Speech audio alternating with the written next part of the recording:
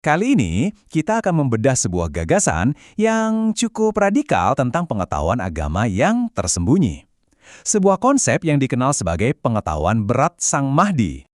Oke, untuk memahaminya, kita mulai dari analogi kunci ini. Katanya, agama itu ibarat telur, dan kebanyakan dari kita seumur hidup cuma berurusan sama cangkangnya aja. Bagian luarnya yang keras, tapi ya nggak ada gizinya sama sekali. Jadi maksudnya apa sih? Analogi telur tadi itu bukan cuma hiasan ya. Ini kerangka penting untuk memahami kalau ada dua level pemahaman dalam iman. Ada kulit ari yang di permukaan, dan ada inti yang jadi esensinya. Coba kita lihat bedanya. Nah, di satu sisi, kita punya kulit ari. Ini versi agama yang kelihatan di permukaan, yang diikuti banyak orang, tapi dianggap nggak ada nilainya. Di sisi lain, ada inti, esensi yang tersembunyi, yang cuma diketahui segelintir orang. Tapi justru disitulah letak semua nilai dan gizi spiritual yang sebenarnya. Oke, ini kan jadi pertanyaan ya. Kalau intinya sepenting itu, kenapa harus disembunyikan? Menurut sumber ini, alasannya sebenarnya simpel, tapi cukup mengejutkan. Kebenaran itu sendiri ternyata terlalu berat untuk ditanggung oleh kebanyakan dari kita. Coba deh renungkan ini sejenak.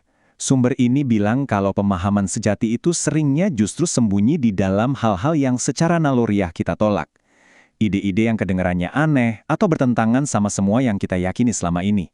Katanya, kebenaran ada di dalam sangkal kita. Dan ini gambaran yang kuat banget tentang betapa beratnya pengetahuan ini. Bayangin, dua sahabat terdekat Nabi yang udah kayak saudara kandung dalam iman, Abu Dar dan Salman, bisa sampai mau saling bunuh kalau salah satunya tahu kedalaman pemahaman yang lain. Ini nunjukin betapa radikalnya pengetahuan inti itu. Dan soal betapa langkanya orang yang bisa menanggung ini terus diulang. Seorang imam sampai bilang, kalau saja dia bisa nemuin 3 orang aja yang layak, dia bakal kasih mereka pengetahuan yang bahkan melampaui aturan halal haram yang kita kenal. Bayangin, cuma 3 orang. 3, bukan 100, bukan 10, tapi cuma 3 orang. Angka ini benar-benar menekankan betapa eksklusif dan beratnya pengetahuan ini. Yang kemudian membawa kita ke pertanyaan berikutnya. Sebetulnya apa sih yang bikin pengetahuan ini seberat itu? Oke, jadi apa sih isi pengetahuan berat ini? Kenapa bisa sesulit itu untuk diterima? Mari kita bongkar satu persatu pilar keyakinan yang katanya ditantang oleh pengetahuan ini. Jadi begini, pengetahuan inti ini katanya bakal mengguncang semua fondasi keyakinan kita. Bukan cuma aturan-aturan kecil loh, tapi pilar utamanya, hukum agama, citra suci tokoh-tokoh sejarah, bahkan konsep moralitas yang kita anggap sudah pasti benar.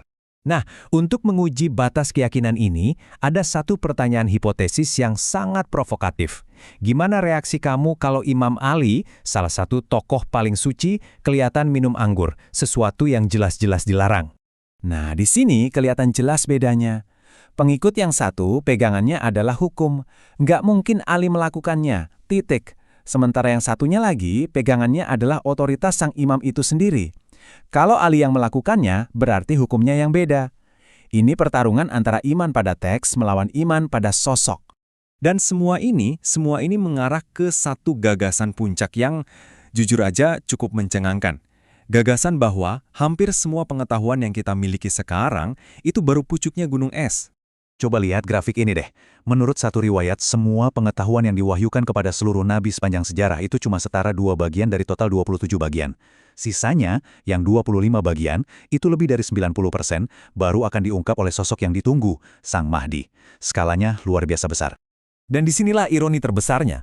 Justru ketika pengetahuan baru ini datang, katanya, ia akan terasa begitu berbeda, begitu asing, sampai-sampai para pengikutnya sendiri, orang-orang yang menunggunya, malah akan jadi penentangnya.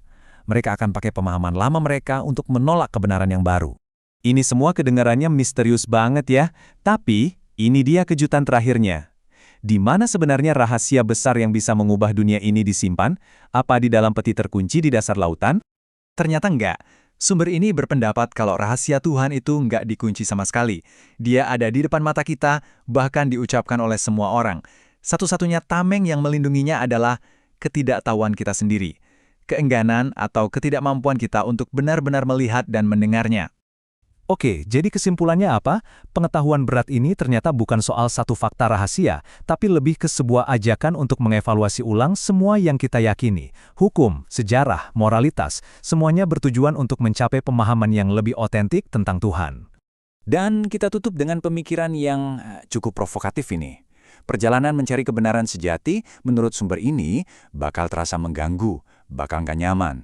Tapi di balik semua itu, ada janji penemuan yang menakjubkan, penguasaan diri, dan pada akhirnya ketenangan. Pertanyaannya buat kita, berani nggak kita memulai pencarian itu?